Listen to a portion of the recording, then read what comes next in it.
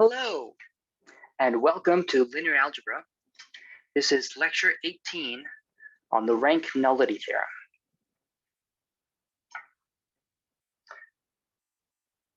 So last time, we talked about the dimension of finite dimensional vector spaces. This time,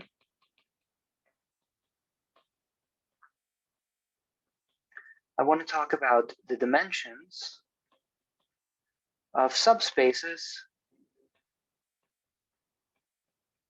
associated to a linear map.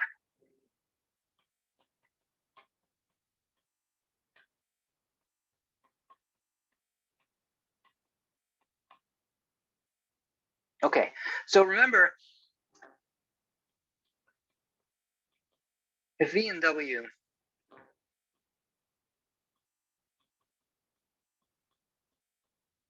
are vector spaces over a field F, and T is a linear map between V and W, then we have defined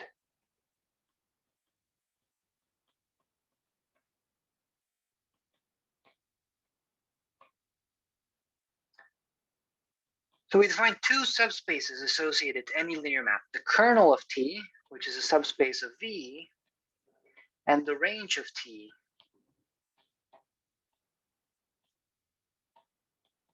which is a subspace of W.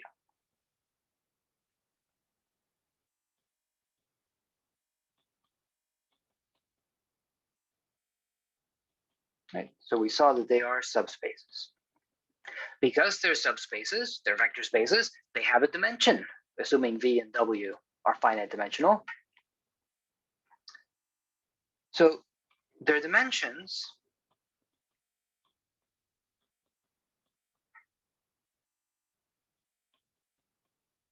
are called the rank of T.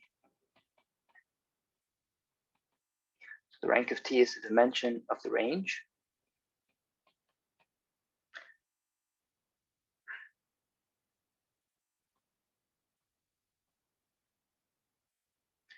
And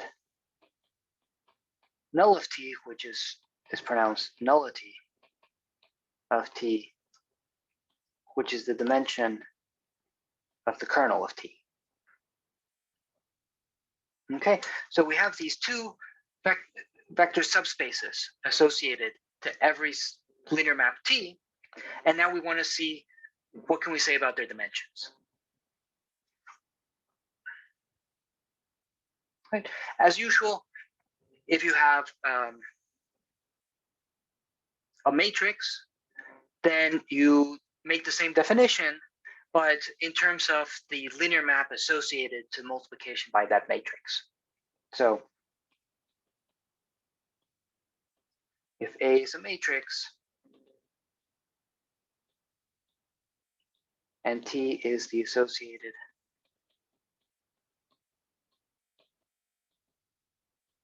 linear map, then the rank of A is equal to the rank of T, and hence it's equal to the dimension of the column space of A. And the nullity of A is equal to the nullity of T, and so it's equal to the dimension of the kernel of A. Okay. So that's just definition. So here is the theorem that we refer to in the title of today's lecture, the Rank-Nullity Theorem. I like this theorem. This says that if A is an m by n matrix, coefficients in F, then the rank of A plus the nullity of A is equal to n. Right? It's an m by n matrix. Is equal to n. More generally,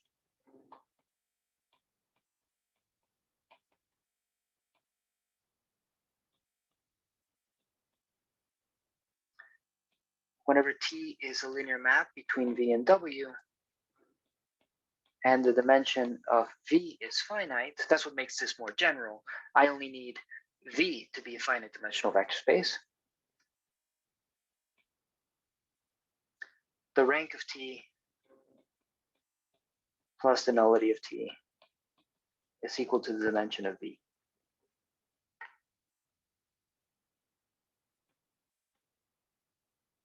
Okay, wonderful. So, proof. So, I've stated it in two versions, one for matrices, one for linear maps. And I'm going to prove the two different versions.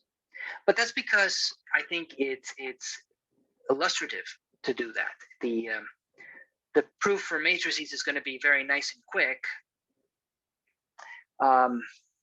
But it is worth pointing out that really the more general version includes the one for matrices. So we only need to prove the second version, and that includes the first one. But we'll prove both of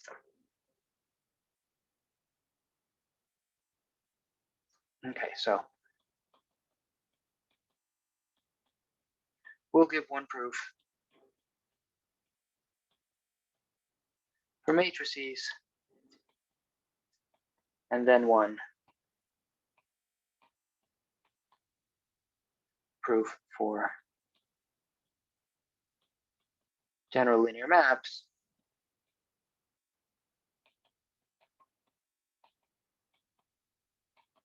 But note that the latter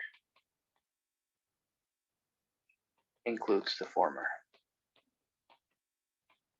Of course, with a little work, you could deduce the second one from the first one.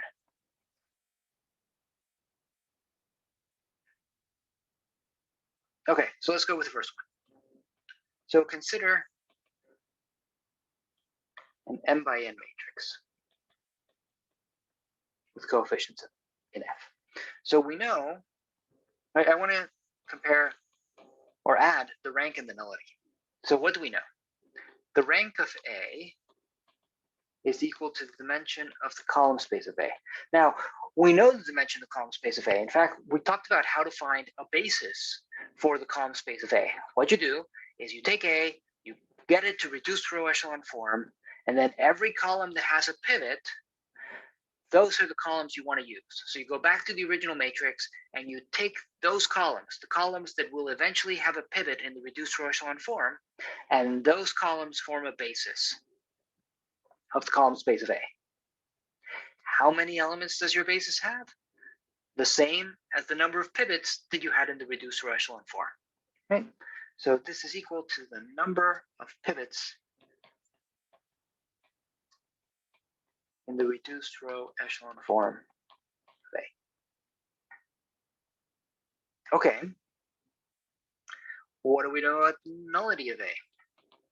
The nullity is the dimension of the kernel of A. Okay, so, well, the kernel of A is all the x's that multiplied by A get sent to 0. So this is the dimension of all of the x in Fn such that A times x is equal to 0. Okay. So great. So how big is that space? Well, we know how to solve Ax equal to 0. We would take A, we would augment it with a 0 column. We would use row operations to get that to reduce row echelon form. Then we translate back to equations. And then we would write all of the pivot variables in terms of the free variables. Okay? So let's look at what that looks like. And let's suppose for simplicity, just for simplicity of writing,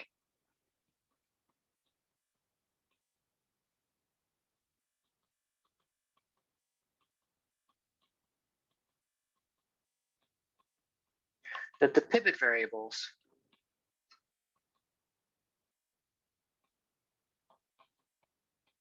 of the reduced row echelon form of A, no, augmented by 0, are x1 through xl, and the free variables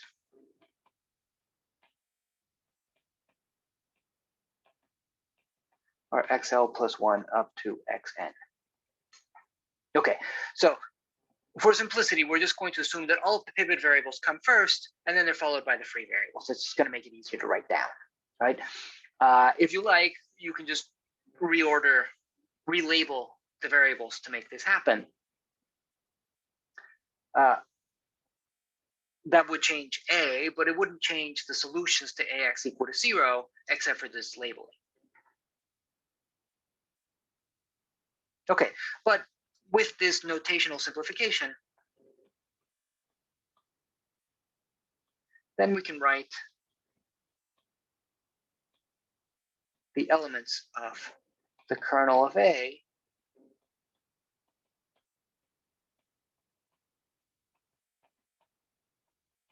as linear combinations of vectors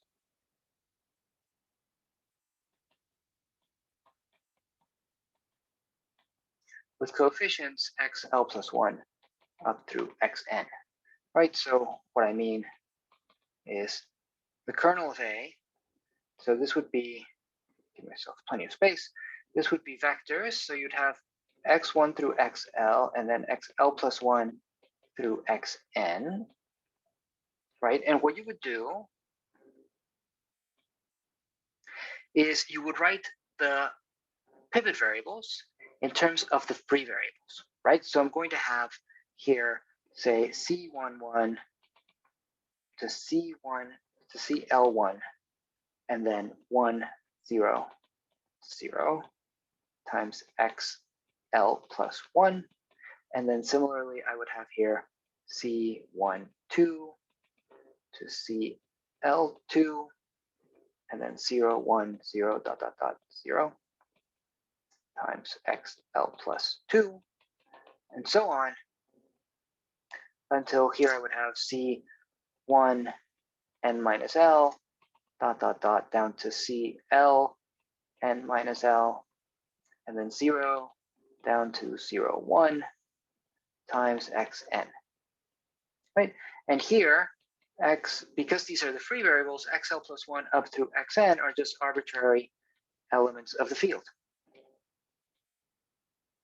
right? So this is what the solutions to AX equal to 0 look like if you follow our algorithm of augmented matrix, row operations to get to reduced row echelon form, write everything back in terms of equations, and use that to solve for the pivot variables in terms of the free variables.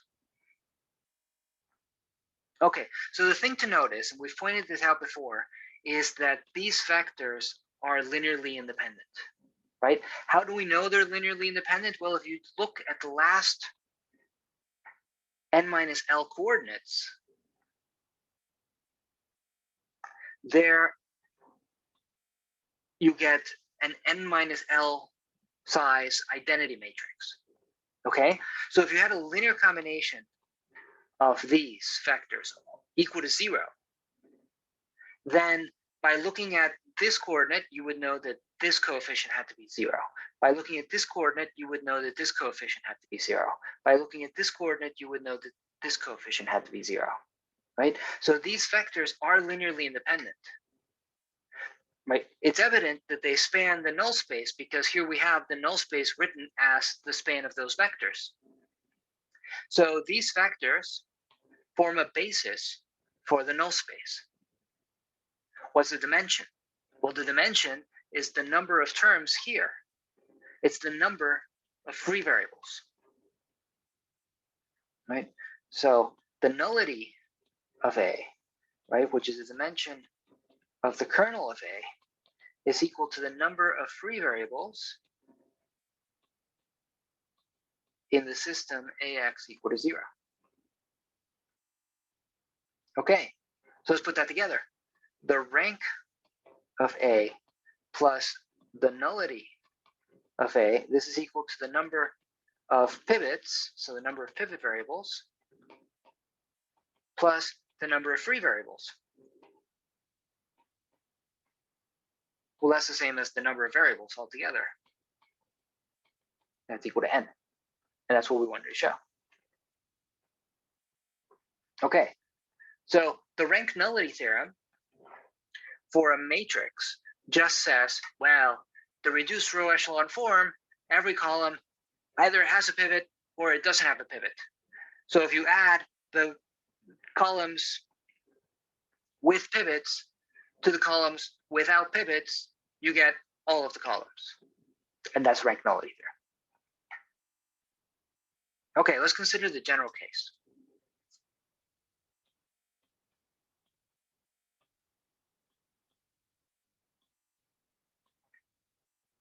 Okay, so the only difference is that now we're going to be working with abstract vector spaces, and we're not going to assume that W has finite dimension. So let's consider T, a linear map from V to W.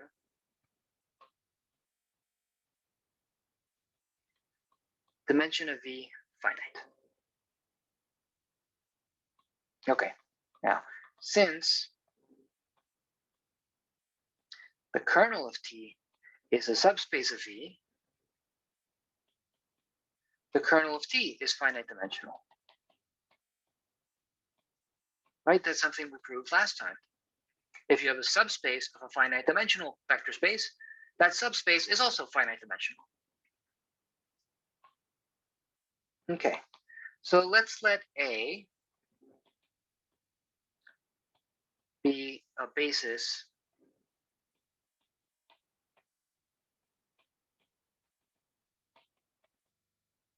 of the kernel of T.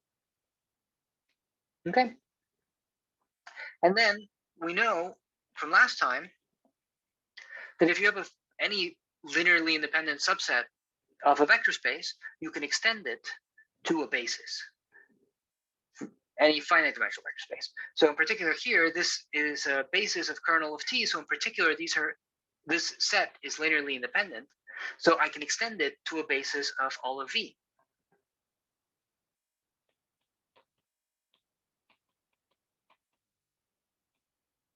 So let's say A prime, it's going to be U1 through UK, and then these vectors. And then let's add V1 through VL.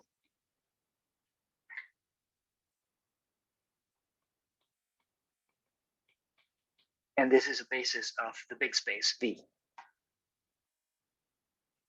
Okay, so here's a claim. If you look at the image under T of these vectors that we added,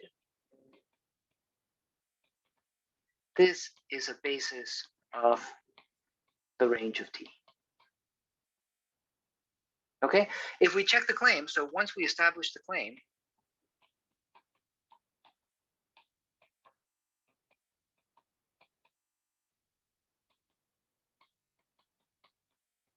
we will be done. Since then, the rank of T plus the nullity of T. Okay, well, the rank of T is the dimension of the range, right? If this is a basis for the range, that's L. Nullity of T is the dimension of the kernel, right? If this is a basis of the kernel, then the nullity is K, right? But if this is a basis of V, then the dimension of V is K plus L.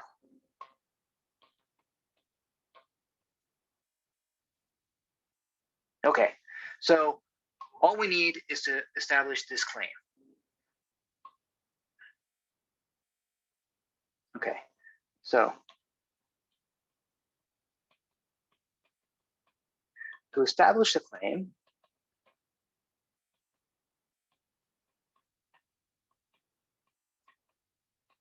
we need to show that, let's call this B, T of V1 to T of VL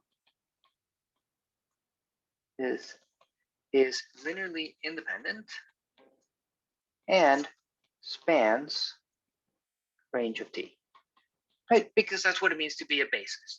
A basis is a linearly independent set that spans. Okay, so let's check these one at a time. So first, to see B is linearly independent. Okay, every proof of linear independence starts the same way. You take a linear combination equal to 0, and then you need to show that all of the coefficients are equal to 0. Okay, so assume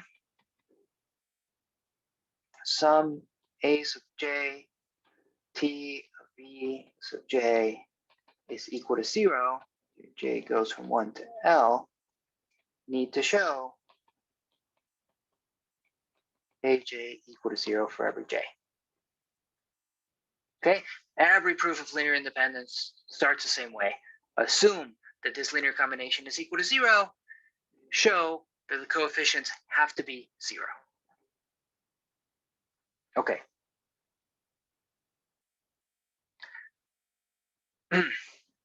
Okay, so let's say we know that this is equal to 0. T is a linear map. So this left-hand side is equal to T of the linear combination, AJVJ.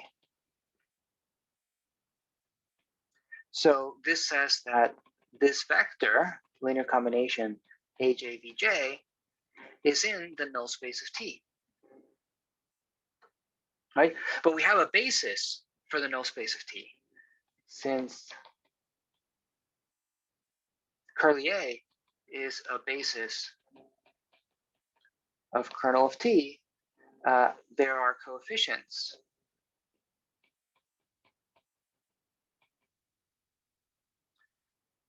call them B1 through BK in the field such that this vector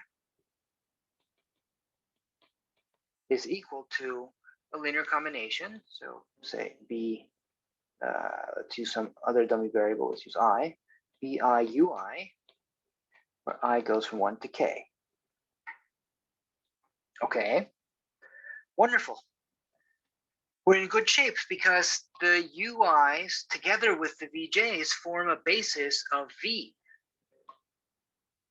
So let's put all of the vectors on a single side. So let's write this as the sum, I goes from 1 to K of BI/UI bar minus the sum, J goes from 1 to L of AJVJ. This is equal to the 0 vector, right? But since A prime, right, the set where you have the V1 through VL, sorry, start with the U's, U1 through UK, and then V1 through VL is linearly independent, right, because it's a basis. This implies all of the BIs have to be 0, and all of the AJs have to be 0, right?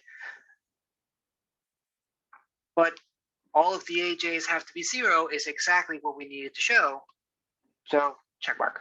We've shown what we needed. Okay, now that shows that this set is linearly independent. We still need to check that it spans.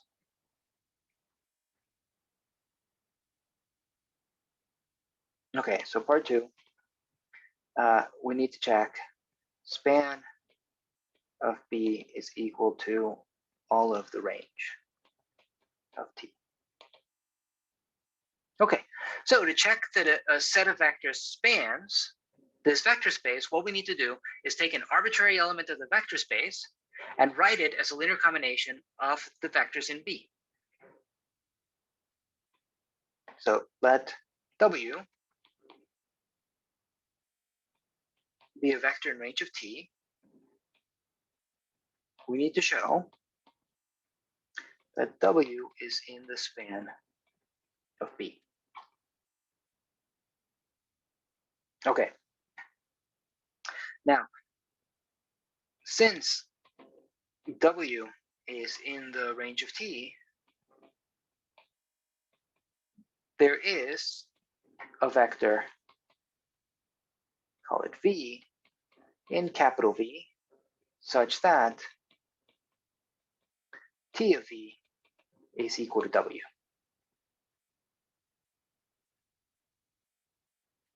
Okay, Great. Now we have a basis for capital V, right?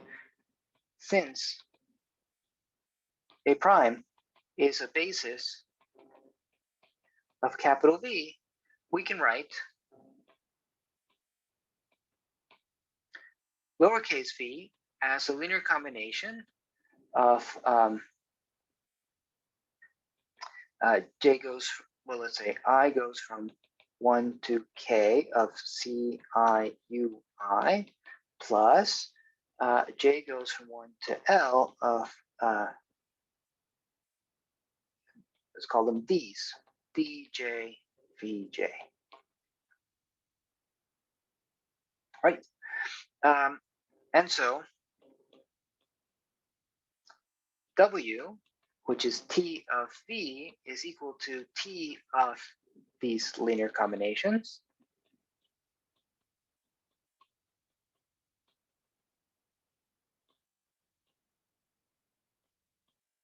And because t is a linear map, this is equal to the sum I goes from 1 to k of ci t of ui plus the sum j goes from 1 to l of dj t of vj. Okay, but all of the ui's are in the null space of t, right? So each of these is equal to 0 because ui is in the null space. So altogether, we just ended up with the sum j goes from 1 to l of dj t of vj, right? And these are exactly the vectors that make up the set B, right? So this is in the span of the set B as required, and that finishes the proof of the theorem, right? So we have the Rank-Nullity theorem. Great. So one reason I like this theorem a lot is that there's an infinite dimensional version, which is a lot more sophisticated, but in finite dimensions, it's just the Rank-Nullity theorem. And that's known as the Atiyah-Singer index theorem. And that's one of the main things I do in my research. It's one of my favorite things to think about.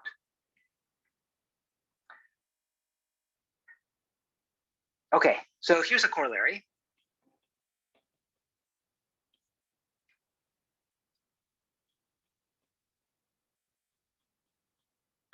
If you have a linear map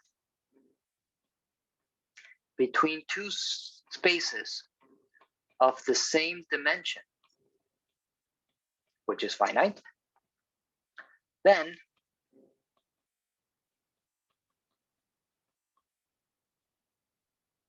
the following are equivalent.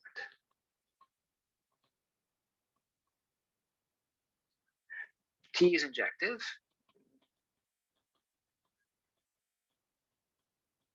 T is surjective. And 3, T is an isomorphism. Okay, so this is really remarkable, right? If you have two vector spaces of the same dimension, finite dimension, and you have a linear map between them, then it's enough to check that it's injective to know that it's invertible, right? Or it's enough to check that it's surjective to know that it's invertible, right? That's definitely not true if you're not working with linear maps. Okay, and the proof is very quick, right? So let's start with 1. T is injective. Okay, well, we know that for a linear map, being injective is the same as having the kernel of T be just the 0 vector. And that's the same as saying that the kernel of T has dimension 0, or the nullity of T is 0. Okay, but by the Rank-Nullity theorem, the nullity of T is equal to the dimension of V minus the rank of T. So we're saying that that's equal to 0, which is the same as saying that the rank of T is equal to the dimension of V, but by assumption, that's the same as the dimension of W. And so that's the same as saying 2. T is surjective, which is what we wanted to show.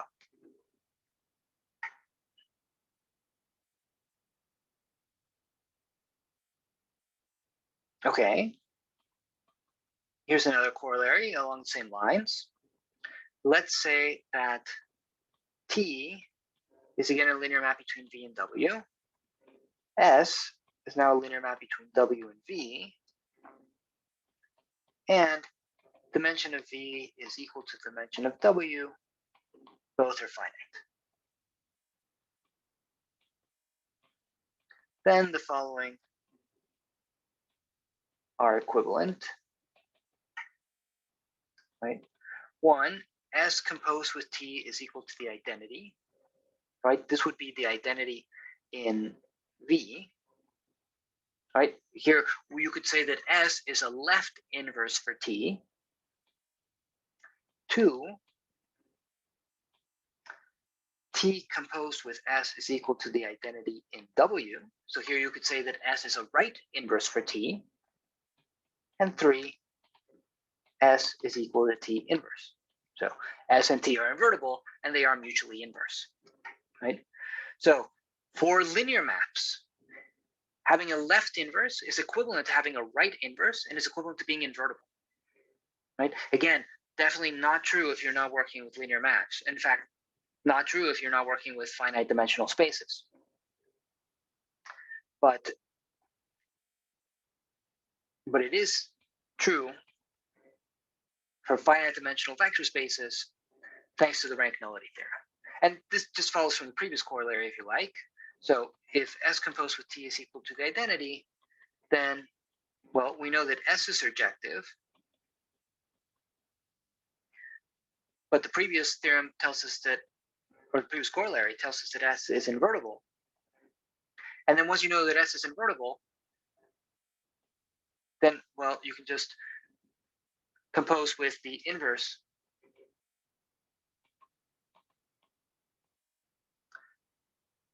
to get that S inverse is equal to T. Right? And if we had started with this, then you can just switch the roles of T and S.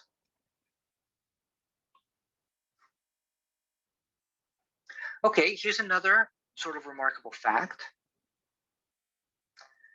The rank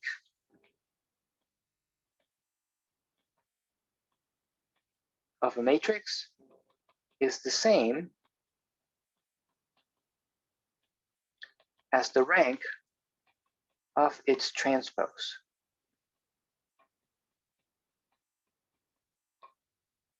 Okay, so remember that given a matrix,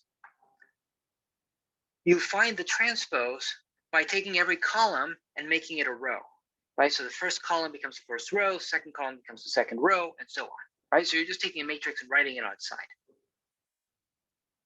The rank of a matrix is the dimension of its column space. So the rank of the transpose of a matrix is the dimension of the column space of the transpose of the matrix, but the columns of the transpose are the rows of the original. So the rank of the transpose of a matrix is equal to the dimension of the row space of the original matrix. The row space, of course, is just take the rows, think of them as vectors, and take the span. So this says that the dimension of the columns, the span of the columns of a matrix, is the same as the dimension of the span of the rows of a matrix. And that's pretty remarkable, right?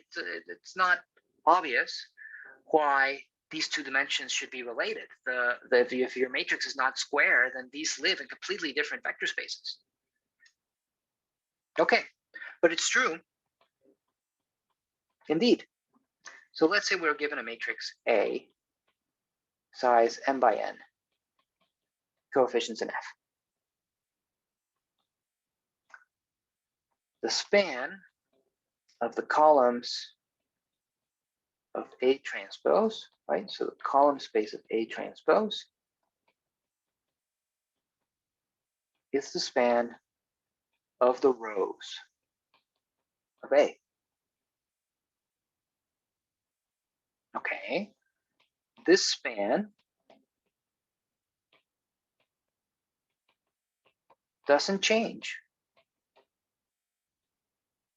when we apply row operations to A, right? So if I apply a row operation to a matrix A, I don't change the span of its rows, right? Because, right, if I switch to rows, obviously, if I multiply by a non-zero scalar, also obviously, and if I add a multiple of one row to another, I don't change the span of the rows.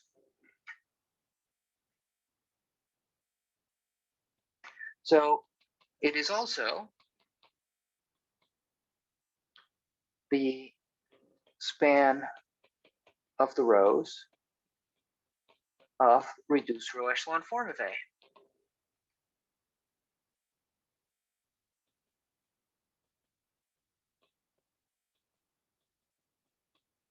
Thus, its dimension is equal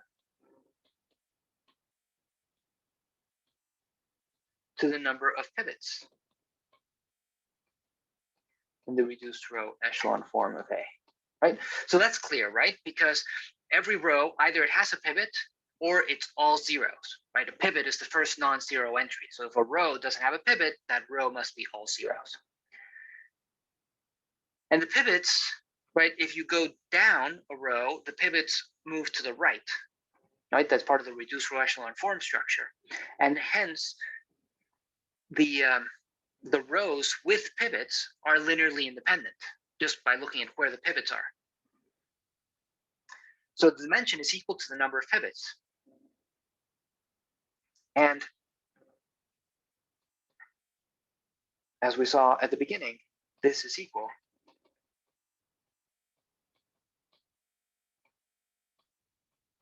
to the rank of A. Okay, great. So the rank of a matrix is the same as the rank of its transpose. What does that tell us about the nullity? Well, since the rank of A is equal to the rank of A transpose,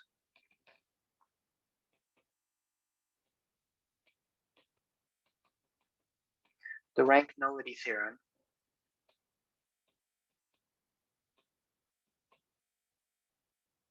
tells us that if A is square, then the nullity of A is equal to the nullity of A transpose. Right? So in general, the Rank-Nullity theorem tells you that the rank of A is equal to the number of columns of A minus the nullity of A. So here we would have n, if we have an m by n matrix, here we would have n minus the nullity, and here we would have m minus the nullity. So the difference in the nullities would be the difference between m and n. So if you have a square matrix, there is no difference between m and n, so there's no difference between the nullities. In particular,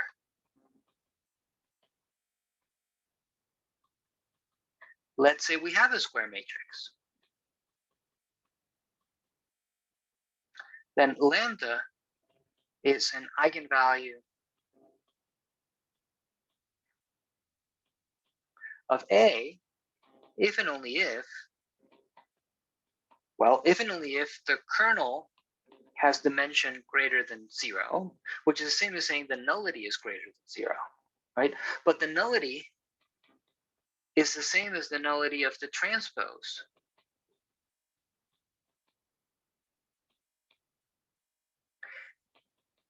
And the transpose of A minus lambda times the identity is the nullity of A transpose minus lambda times the identity. And if that's greater than 0, then lambda is an eigenvalue of A transpose. Okay, so the eigenvalues of a matrix are the same as the eigenvalues of the transpose of the matrix. Notice eigenvectors completely different in general, but the eigenvalues are going to be the same. I will let you think about what happens with the conjugate transpose, A star. Think about this. I'll tell you the punchline for the eigenvalues is that if lambda is an eigenvalue of A, then lambda conjugate is an eigenvalue of A star, of the adjoint of A, the conjugate transpose. Okay, so one more thing I want to mention.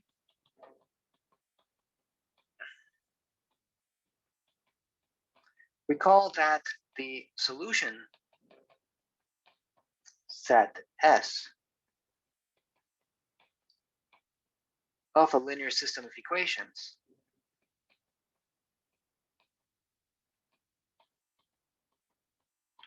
AX equal to B is an affine space.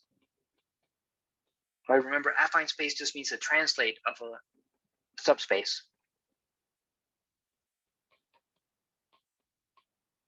Of the form, right, some particular solution plus the kernel of A.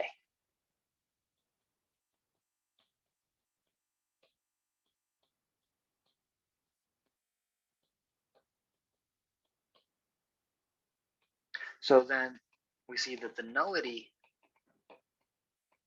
of A tells us the dimension of S. Right, so the last thing I want to point out is that the nullity of a matrix is telling you how many solutions do you have to AX equal to B when you have some, right? So it's not telling you anything about existence, but it is telling you about uniqueness. It's telling you if you have a solution, how many? Well, you have an affine space, a whole affine space of them, and the dimension is equal to the nullity of A. Okay, so we'll stop there for today and pick it up there next time.